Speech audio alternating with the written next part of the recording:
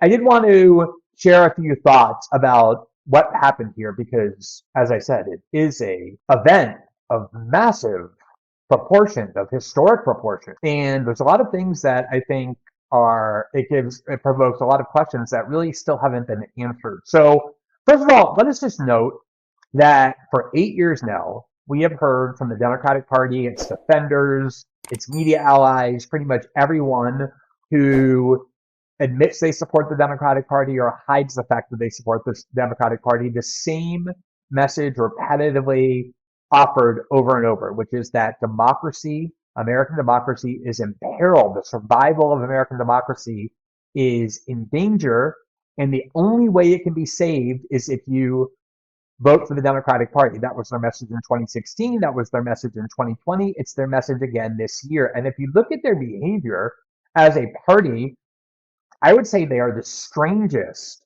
guardians of democracy you could ever possibly find. Just look at how they've conducted themselves in their last three so-called primaries. In 2016, when Bernie Sanders ran against Hillary Clinton, did far, far better than anyone expected. She was supposed to have a cakewalk to a coronation. The DNC intervened and cheated. And in the words not of me, but of Elizabeth Warren and Donna Brazile, the former chairwoman of the Democratic National Committee, the Democratic Party, quote, rigged the vote to ensure that Hillary Clinton would win and that Bernie would lose. And as you probably recall, WikiLeaks leaked a large amount of documents that revealed specifically how the DNC was cheating. And as a result, right before the Democratic convention, top officials of the Democratic National Committee, including Debbie Wasserman Schultz and all of her minions, were forced to resign because of the embarrassment of how anti-democratic that race was, how manipulated it was, how rigged it was, how much cheating the DNC did to deny the voters of the Democratic Party the right to democratically choose the nominee because they were scared that the voter would choose wrong, that they would choose Bernie Sanders, and they cheated to make sure Hillary Clinton got the nomination.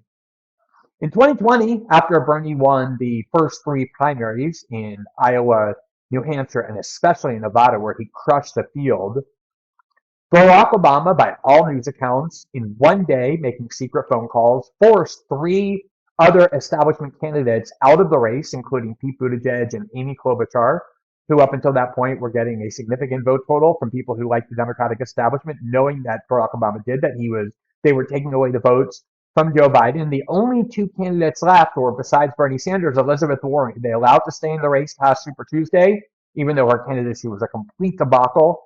She was beloved by a lot of Democratic elites, was funded by dark money, a dark money PAC by a Silicon Valley fan of hers. But other than that, I mean, she even came to third place in her own state. She had no chance. And the only reason Obama wanted her and let her stay in the race was because she was at least going to take away votes from Bernie Sanders. And that is how Joe Biden became the nominee. In fact, when Joe Biden, over the course of the last month since the debate, began ranting and raving about the quote-unquote Democratic elites who were trying to force him from the race, a lot of those Democratic elites went on television quite angry to say, I think Joe Biden is the last person who ought to be ranting and raving about Democratic elites, given that it was we, the Democratic elites, who in 2020 ensured that he would win by doing exactly what I explained. And then in 2024, and we showed you this video many times, they had Simone Sanders, who used to be a high-level staffer in the White House working for Joe Biden, and Kamala Harris go on television.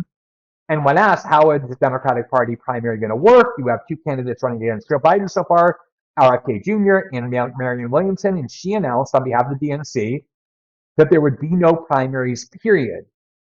Now, when you have a sitting president who's a Democrat and he says he wants to run for re-election, that's the end of the story. She said the DNC will not allow any debates. It will not, in her words, quote, facilitate a primary. I really think that the mealy-mouthed Democrats, as I like to call them, and some of my progressive friends who would like to live in a fantasy land, they need to come back to reality. Yeah. And the reality is this. The sitting president of the United States of America is a Democrat that would like to run for re-election, so much so that he has declared a re-election campaign. Right. In that case, the Democratic National Committee will not facilitate a primary process. There will be no debate stage for Bobby Kennedy, Marianne Williamson, or anyone else to stand on. So we're going to have another Bobby Kennedy in an empty chair. in the debate, right? There will be no debate. Yeah, no debate. The Democratic National Committee administers the debates, and they're not going to set up a primary process for debates for someone to challenge the head of the Democratic Party. Opposition, people like Marianne Williamson and Dean Phillips, who eventually joined, and then RFK left the Democratic Party and ran as an independent because there was no fair opportunity to run against Joe Biden. The DNC foreclosed any opportunity to choose any other candidate democratically. So that's been the very anti-democratic means by which the Democratic Party has chosen its nominee in the last 3 primary races. We need to see Joe Biden and explain in his own words why he chose to drop out of the race after swearing over and over that he wouldn't, why he chose to endorse Kamala Harris, why he thinks she's the best person for the job. We need to appreciate how anti-democratic the Democratic Party has been in all of its conduct internally in choosing their nominee since 2016 at least. Because remember how desperate they are to ensure Donald Trump doesn't win. The media, they invented all kinds of scandal, the Russiagate hoax, all sorts of other things, the Hunter Biden reporting being Russian disinformation. Engaging in pure hagiography and propaganda on behalf of Kamala Harris is something you don't have to have any doubt they're about to engage in the most embarrassingly extreme, worshipful, and deceitful ways.